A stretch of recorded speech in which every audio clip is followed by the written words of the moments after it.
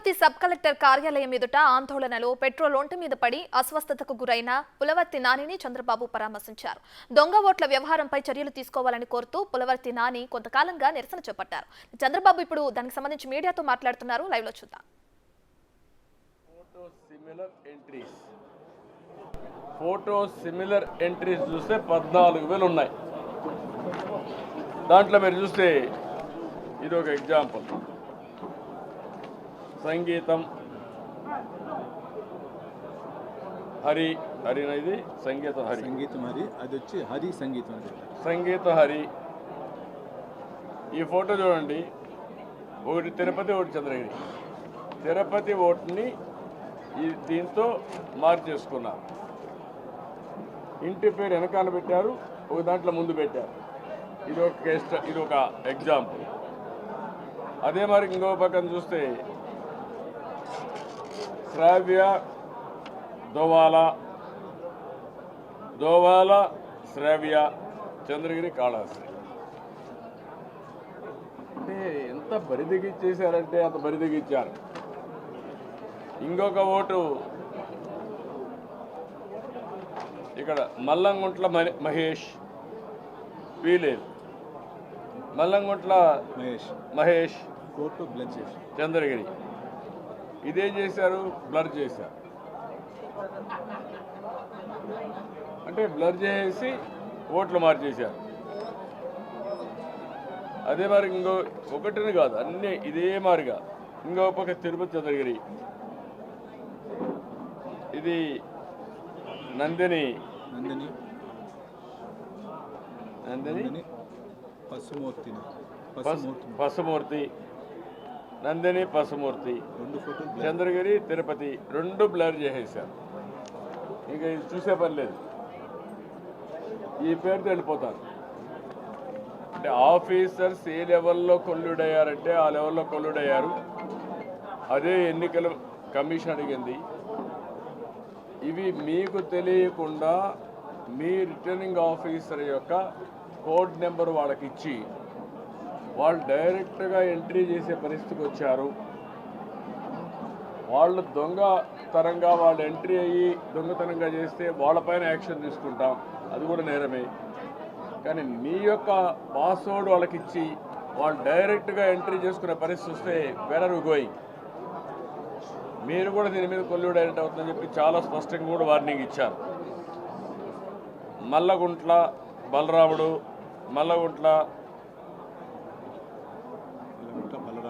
బలరాముడు అడ్రస్ మార్చి కొంచెం బ్లర్ చేశారు. అది పీలేరు, చంద్రగిరి.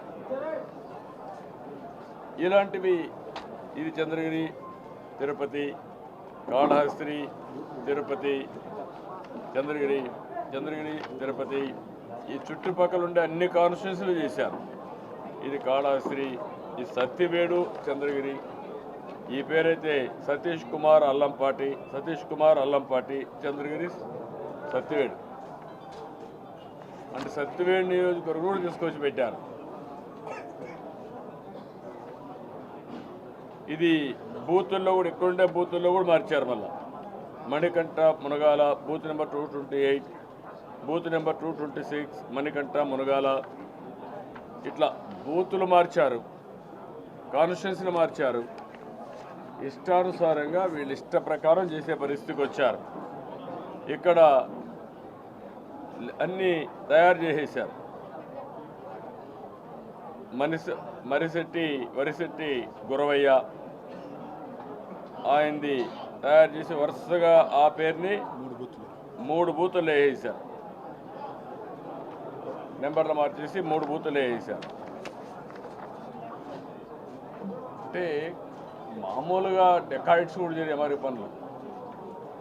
గరుడు కట్టిన నేరస్తులు ఉగ్రవాదుల కంటే వరస్ట్గా చేస్తున్నారు వీళ్ళు. ఇంకా రేపు అనేది లేదనుకొని బరిదెగించారు. నేను అందుకనే ఒకటే చెప్తున్నా, ఈరోజు జరిగే ఈ అవకతవకలపైన మొన్నే మేము ఎన్నికల కమిషన్ చాలా స్పష్టంగా అన్నీ కూడా ఎక్స్ప్లెయిన్ చేశాం. ఇది కేస్ స్టడీ కింద తీసుకోమన్నాం. వాళ్ళు కూడా కలెక్టర్స్ ఎస్పీస్ కాన్ఫరెన్స్ చాలా స్పష్టంగా తీసుకున్నారు. మేము ఏదైతే ఇచ్చామో ఈ బాధ్యత ఎన్నికల కమిషన్ చేయాలి. నేను ఈ విషయం అడిగాను. ఇది మా డ్యూటీ కాదు. ఎప్పుడు రాజకీయ పార్టీ కార్యకర్తలు అనేవాళ్ళు ఆనరీగా పనిచేస్తారు. ఇది ఫుల్ టైం కార్యకర్తలు కాదు. ఎవరైతే ఉద్యోగస్తులు ఉన్నారో ఓటర్స్ ఎన్యూమరేట్ చేసేవాళ్ళు వాళ్ళు డబ్బులు పే చేస్తారు. వాళ్ళకి ఎలక్షన్ డ్యూటీ ఒక రెస్పాన్సిబిలిటీ. అలాంటి ఎలక్షన్ డ్యూటీ రెస్పాన్సిబిలిటీగా ఉన్నప్పుడు ఇందులో తప్పులు జరిగితే జైలుకు పంపించే ప్రొవిజన్ కూడా ఉంది. మామూలు కూడా కాదు, ప్రాసిక్యూషన్ జైలుకు కూడా పంపించే అవకాశాలు ఉన్నాయి. మీరు ఇలాంటివి ఉంటే ఇంత తేలిగ్గా మీరు తీసుకోగలిగారంటే ఆఫీసర్లందరూ మీ ఐఏఎస్ ఆఫీసర్లు కూడా ఇష్టానుసారంగా చేసుకున్నారని చెప్పాం. దీనికి కారణం కూడా టీచర్స్ని, సీనియర్ అధికారుల్ని, అనుభవం ఉండేవాళ్ళని వేయకుండా వీళ్ళకి కావలసిన సచివాలయ స్టాఫ్ వేసి అక్కడి నుంచి ఇలాంటి అవకతవకల కంటికి ఫ్లడ్ గేట్స్ ఓపెన్ చేసే పరిస్థితికి వచ్చారు. అప్పుడు వాళ్ళు అది కూడా నోట్ చేసుకొని ఇప్పుడు కొత్తగా టీచర్స్ని వాళ్ళు కూడా రిక్రూట్ చేసే పరిస్థితికి వచ్చారు. ఇవన్నీ కూడా ఈ అవకతవకలు చేసిన తర్వాత లాస్ట్ టైం కూడా మీరు చూశారు పార్లమెంట్ ఎన్నికలకి. ఎన్నికల కమిషన్ యొక్క ఇది కూడా ఆధార్ కార్డు కూడా మొత్తం వాడి ఇష్ట ప్రకారం ప్రింట్ చేసి బోగస్ కార్డ్స్ అన్ని డిస్ట్రిబ్యూట్ చేసే పరిస్థితికి వచ్చారు. అందుకే నేను ఒకటే చెప్తున్నా, ఏదైతే నాని చేసే పోరాటం ధర్మ పోరాటం, ప్రజాస్వామ్యాన్ని కాపాడడానికి చేసే పోరాటం ఇది ప్రజలు కూడా గుర్తుపెట్టుకోవాల్సిన అవసరం ఉంది. వీళ్ళ డబ్బులు ఎక్కడి నుంచి వస్తాయో నాకైతే అర్థం కావడం లేదు. మొన్నటి వరకు ఈ జిల్లాలో వీళ్ళు నేను 45 ఏళ్ళు ఈ జిల్లాలో ఉన్నాను, రాజకీయాలు చేశాను. 45 ఏళ్ళు ఎప్పుడూ చూడని విధంగా మనీ పవర్, భూ కబ్జాలు, దోచుకోవడాలు, ఆ డబ్బులు తీసుకొచ్చి యథేచ్ఛగా ప్రజల్ని మభ్యపెట్టే విధంగా డిస్ట్రిబ్యూషన్ చేయడం అంటే ఇది అవినీతికి కానీ, అక్రమాలకు కానీ, లేకపోతే దౌర్జన్యాలకు కానీ పరాకాష్ట ఇవన్నీ జరగవు. ప్రజలు నిర్ణయించుకున్నారు. మిమ్మల్ని ఇంటికి పంపించడం 100% జరుగుతుంది. కానీ ఒకటే హెచ్చరిస్తున్నా, మీ వదిలిపెట్టాం. అధికారులు కూడా హెచ్చరిస్తున్నాం, చట్ట ప్రకారం మీరు చేయండి. మీరు చట్టాన్ని ఉల్లంఘించి మీ ఇష్ట ప్రకారం చేస్తే చట్ట ప్రకారంగా మిమ్మల్ని బోనెక్కిస్తాం, వదిలిపెట్టాం. ఈ రోజు నుంచి కూడా చెప్తున్నా, ఎన్నికల కమిషన్స్కి ఇవ్వాల్సిన ఇస్తాం. మీ కాంటాక్ట్ కింద ఎలక్షన్ కమిషన్కి, డిఓపిటీకి అందరికి లెటర్స్ రాస్తాం. ఫైనల్గా కోర్టులో కూడా వేసి మీరు చేసిన అక్రమాలు ఎస్టాబ్లిష్ చేసి మిమ్మల్ని శిక్షించే వరకు వదిలిపెట్టాం. చేస్తున్నా, జాగ్రత్త ఉన్న కూడా అధికార యంత్రాంగాన్ని అప్రమత్తం చేస్తూ హెచ్చరిస్తుంది.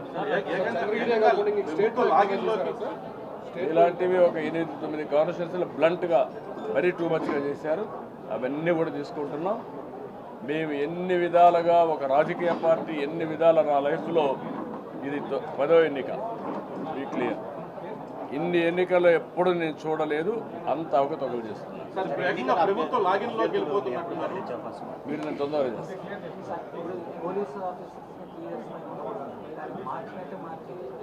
అవి కూడా చెప్పాం. మార్చి ఒక 2 నెలల వేరే రికార్డు మళ్ళీ తీసుకొస్తున్నారు.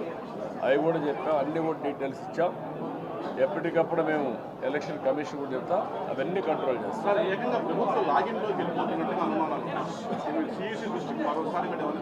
ఒకసారి కాదు, అనునిత్యం ఆ పనే చేస్తాం.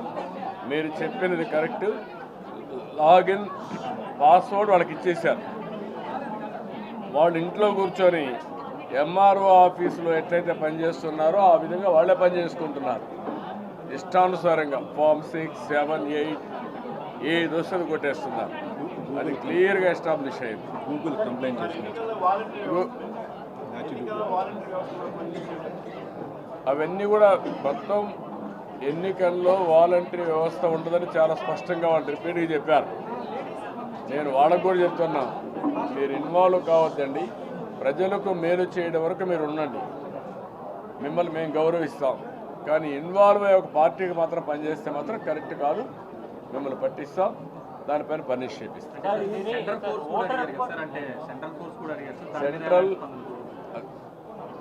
ఎన్నికల కమిషన్ అయితే చాలా స్పష్టంగా చెప్పారు, మేము ఏ రాష్ట్రంలో కూడా ఇలాంటి కంప్లైంట్స్ వెళ్ళలేదు.